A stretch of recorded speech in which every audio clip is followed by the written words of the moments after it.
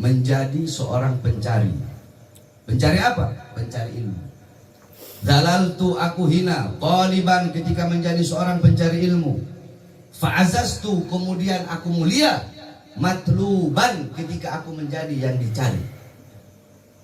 Dalaltu qaliban, aku hina ketika aku menjadi pencari. Fa'azastu matluban, dan aku mulia ketika aku menjadi yang dicari. Apa maksudnya? Ketika aku mencari ilmu, ketika aku menuntut ilmu, aku hina. Kemudian aku menjadi mulia bukan ketika aku menuntut ilmu itu, bukan ketika aku mencari ilmu, ketika aku menjadi orang yang dicari ilmunya. Kenapa aku menjadi orang yang dicari? Karena dulu aku mencari. Ketika aku mencari, sekarang aku dicari. Dicari apanya? Dicari ilmunya. Aku mulia ketika aku menjadi orang yang dicari ilmu. Yakni maksudnya apa? Beliau mengajarkan ketika kita menjadi pencari ilmu, ketika kita menjadi santri, ketika kita menjadi orang yang menuntut ilmu, namanya ngaji, namanya nyantri, namanya mondok, namanya nyari ilmu, namanya menuntut ilmu, itu tidak enak. Kalau mau enak, jangan menuntut ilmu, jangan nyari ilmu. Al-Imam Syafi'i dalam diwannya beliau udah berkata, apa kata beliau? Man lam yazuk dhulla au murra ta'allumi sa'atan tajarra'a fi dhullal juhli tula hayati. Man lam yadhuk, barang siapa yang tidak merasakan dhulla, hinanya, au murra, atau pahitnya menuntut ilmu sesaat, maka dia akan menelan pahitnya bodoh, hinanya bodoh seumur hidup. Ya ini kalau menuntut, ya ini orang menuntut ilmu itu nggak enak. Menuntut ilmu itu susah, payah, capek, lapar, itu semua harus ditelan. Karena kalau itu nggak ditelan, hinanya menuntut ilmu, pahitnya menuntut ilmu, capeknya menuntut ilmu, maka kita akan menelan pahitnya kebodohan seumur hidupnya kita. Wa qala ba'dul hukama man lam yahtamil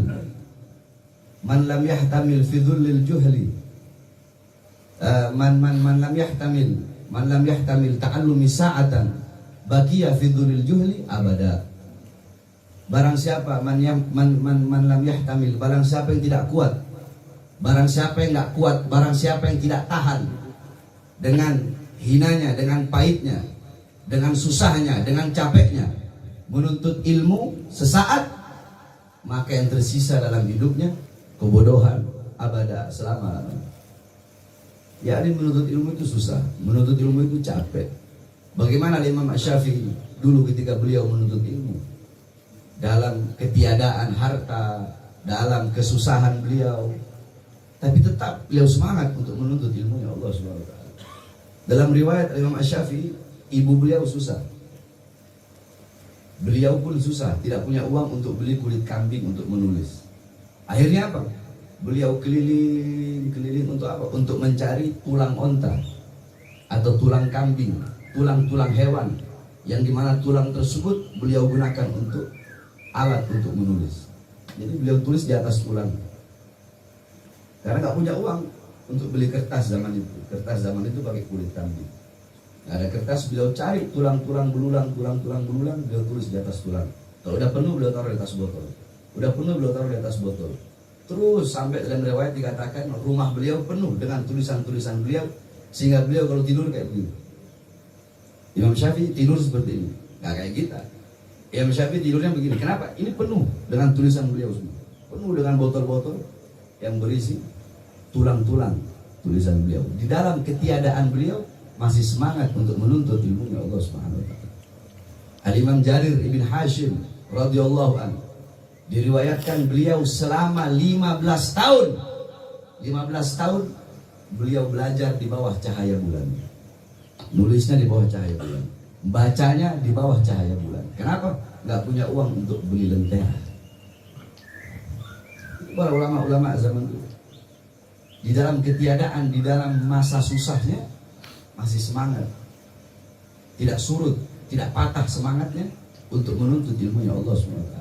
Kita zaman sekarang udah enak, semuanya serba ada, motor ada, lampu ada, semuanya ada. Tapi kenapa tidak ada semangat kita untuk menuntut ilmunya Allah Subhanahu wa taala? Padahal ketika kita menuntut ilmu, walaupun susah, walaupun capek, walaupun jerih, walaupun payah, walaupun lapar, walaupun jauh, yang akan merasakan manisnya nanti kita sendiri, yang akan merasakan nikmatnya nanti kita sendiri. Yakni menuntut ilmu kenapa harus susah, kenapa harus capek? Makanya anak di pondok anak ini. Kalau pondok lain mungkin santri makan sehari 3 kali. Bukan berarti anak nggak bisa sehari makan santri 3 kali, bisa aja bahkan lebih 4 kali atau 5 kali. Santri anak nggak pernah anak suruh pakai kasur, nggak ada anak pakai kipas angin. Padahal bisa aja, bukan kipas angin, AC bisa, pakai kasur bisa nggak gitu. Tapi enggak. Anak ajarkan mereka untuk susah. Anak ajarkan mereka untuk biasa susah, biasa capek, biasa lapar. Syekh Abdul Qadir Jailani dalam manaqibnya diceritakan, ketika beliau menuntut ilmu dulu, beliau masih ngaji, itu beliau kelaparan. Saking laparnya beliau ngerangkak di padang pasir untuk apa? Untuk memakan pucuk-pucuk daun.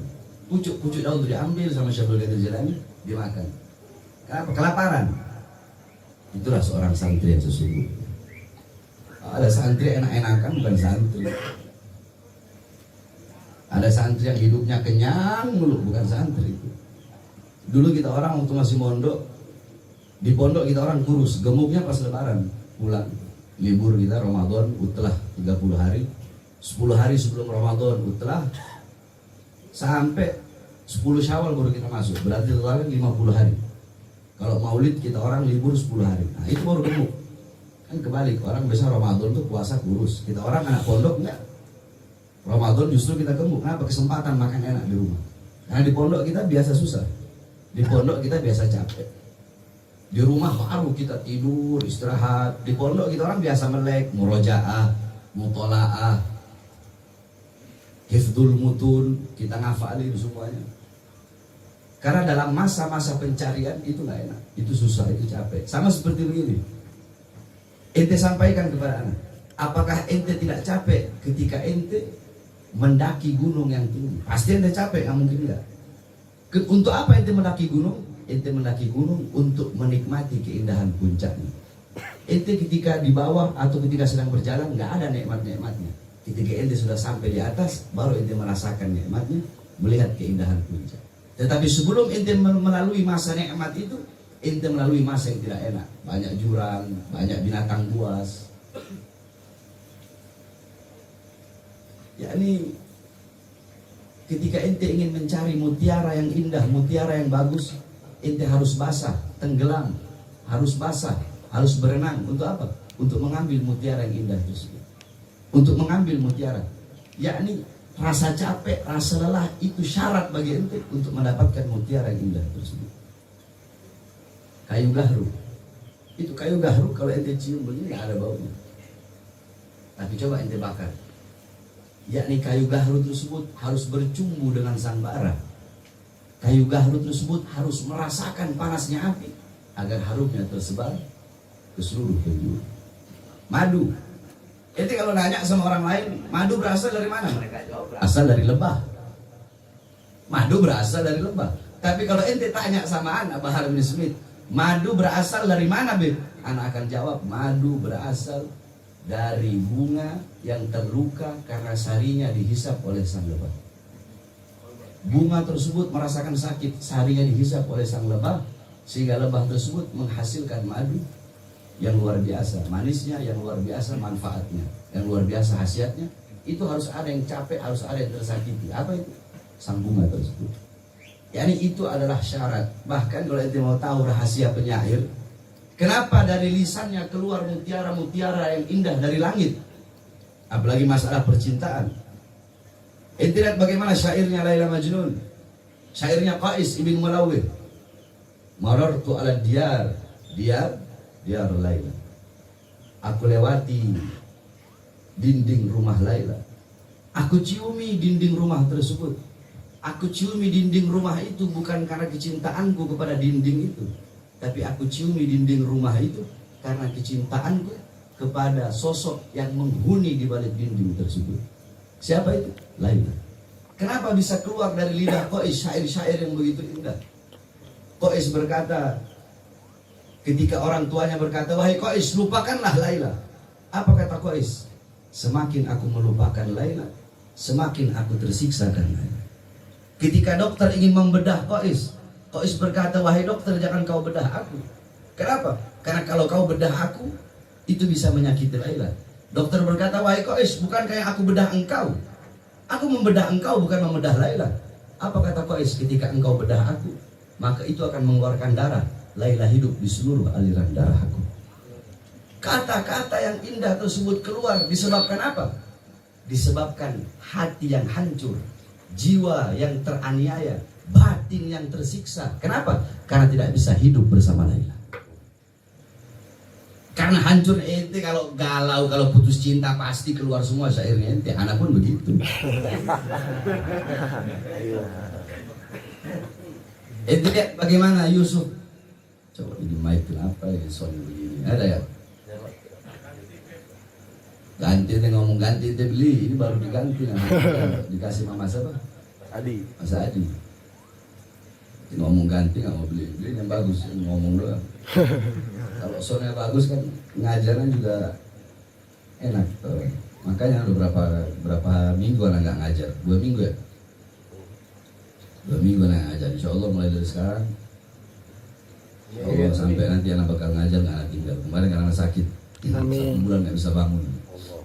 Sekarang udah 70%, alhamdulillah, belum 100%. Insya Allah anak bakal ngajar terus. Amin. Saya mana tadi? Laila Majnun, Yusuf dan Zulaiha. Ketika Nabiullah Yusuf alaihi salam dipenjara oleh Zulaiha sendiri. Kenapa? Karena Zulaiha tidak mau tersiksa dengan cintanya kepada Nabiullah Yusuf alaihi salam.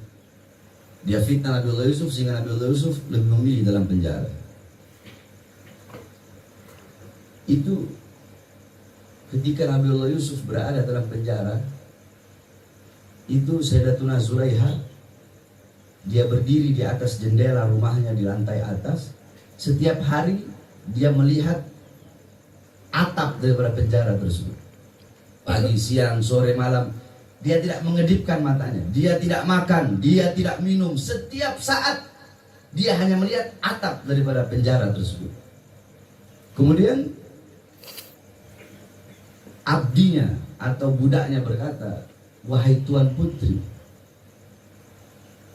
telah berhari-hari engkau tidak makan, engkau tidak minum, tidak siang, tidak juga malam, tetap engkau tidak tidur, engkau tidak makan. Apa yang terjadi padamu, wahai Tuan Putri? Siang kau nggak makan, malam kau nggak tidur. Ada apa ini? Engkau telah kurus. Apa kata Sayyidatuna Zulaiha?